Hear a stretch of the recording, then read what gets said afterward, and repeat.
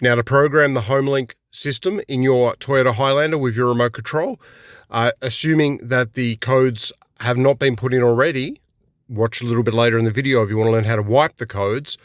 We simply hold the 1 and we push the remote control button at the same time.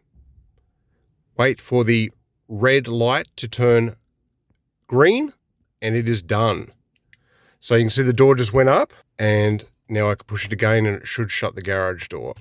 If your garage door did not open or close after the programming, see it's green, it has been programmed, that means your garage door is probably using a rolling code like this one that I am using right now has. We need to go to the garage door motor and push a button on there, the learn button. Let's go do that.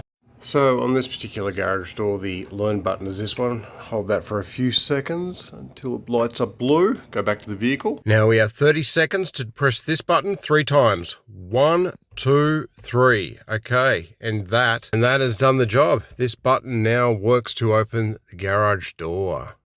To clear the codes, and this will clear all 1, 2, and 3 at the same time, you hold the 1 and 3 buttons in at the same time.